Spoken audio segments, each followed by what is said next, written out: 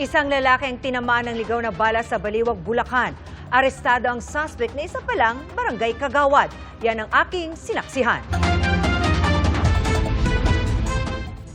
Unang araw ng 2026, nasa ospital ang lalaking ito matapos biglang bumagsak sa barangay Pinagbarilan, Baliwag, Bulacan.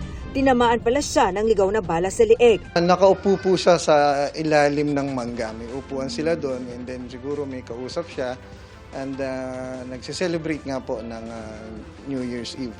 Tapos all of a sudden, parang bigla na lang siya bumagsak. Opo. Bandang alas 4 ng madaling araw kanina nang i-report sa Baliwag Police ang insidente. Agad silang nagsagawa ng investigasyon at natunton ang posibleng pinanggalingan ng putok ng baril. Nang puntahan ang lugar, nagulat sila sa nakita. Napakadami pong basyo ng fired bullets ang natagpuan po natin sa harap ng bahay nila. Base sa investigasyon, galing sa isang 9mm at kalibre 22 na baril ang mga na-recover na basyo ng bala na di bababa sa 10. Arestado ang suspect na isang kagawad sa barangay.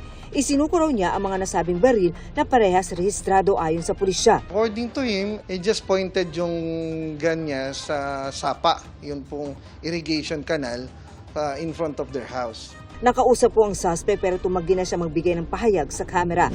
Bandang alauna naman ng madaling araw kanina, dalawang lalaki ang inaresto sa Sampaloc, Maynila dahil din sa pagpapaputok umano ng baril. Nakuha sa kanilang isang kalibre 45 baril, 9 na basyo ng bala at isang magazine na may 4 na bala. Isang lalaki rin nagpaputok daw ng baril ang hinuli sa barangay 118 Tondo.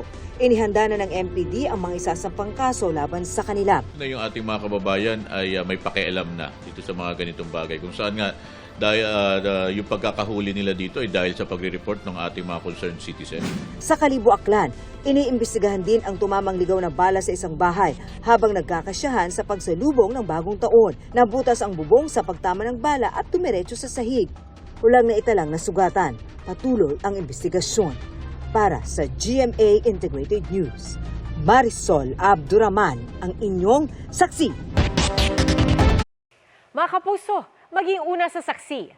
Mag-subscribe sa GMA Integrated News sa YouTube para sa iba't ibang balita.